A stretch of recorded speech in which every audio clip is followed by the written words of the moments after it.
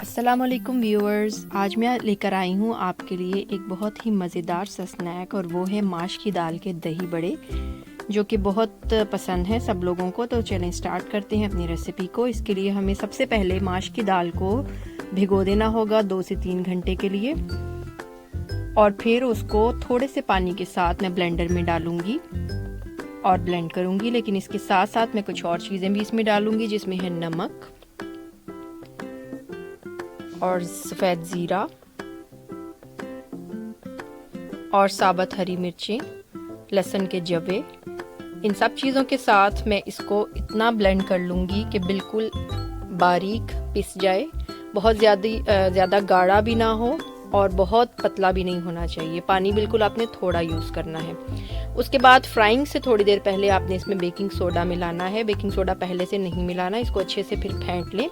और इसको अब हम डीप फ्राई करेंगे। ऑयल मैंने गरम करने के लिए रख दिया है और इसको चम्मच की मदद से भल्ले मैं इसमें डालती जाऊंगी। ये देखें,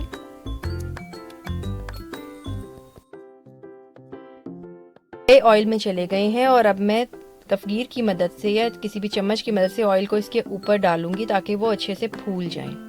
ये देखें, इस स्टेप की वजह से भल्ले ऊपर नीचे से अच्छी तरह से पक जाते हैं, अंदर तक इसके ऑयल चला जाता है और वो फूल जाते हैं।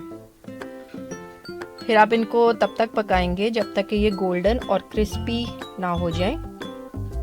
गोल्डन ब्राउन अच्छा सा खूबसूरत कलर इन पर आ जाएगा तो तब हम इनको डिश आउट कर लेंगे। और निकालने के बाद आप इसको अगर आपने उसी वक्त बनाना है तो आप नॉर्मल पानी में इसको डाल देंगे, और अगर आपने उस वक्त नहीं बनाने तो आप इनको फ्रिज या फ्रीज़र में भी रख सकते हैं।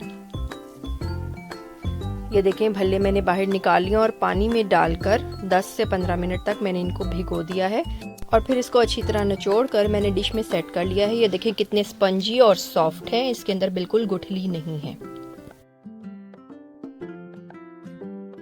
अब मैं बनाऊंगी दही का मिक्सचर। इसके लिए मैंने एक बाउल में दही ले लिया है। दही गाढ़ी होनी चाहिए, बिल्कुल पतली नहीं होनी चाहिए। और बहुत ज़्यादा अगर गाढ़ी है तो आप उसको थोड़ा सा पतला करने के लिए दूध का इस्तेमाल कर सकते हैं। पानी ना डालें तो बेहतर है। थोड़ा सा दूध इसमें ऐड कर दिया। अब मैं इसमें सीजनिंग्स डालूंगी। इसमें मैं शामिल करने जा रही हूँ नमक, और क्योंकि मैंने इसका टेस्ट थोड़ा मीठा ज़्यादा रखना है इसलिए मैं इसमें चीनी ज़्यादा ऐड करूंगी। उसके बाद मैं इसमें शामिल करूंगी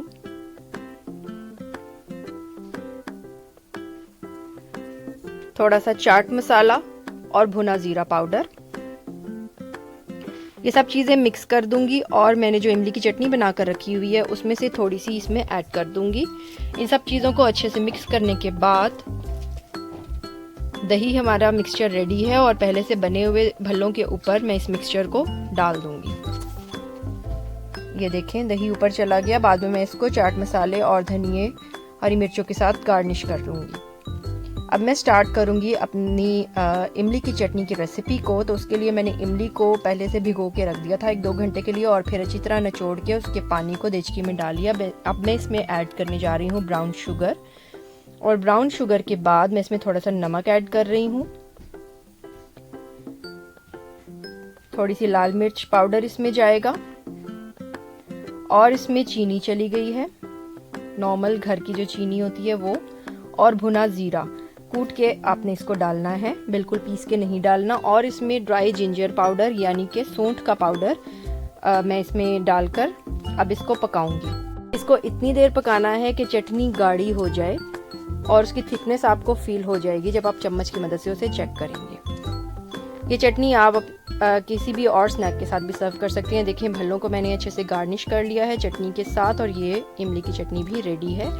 इसकी थिकनेस आपको नज़र आ रही होगी।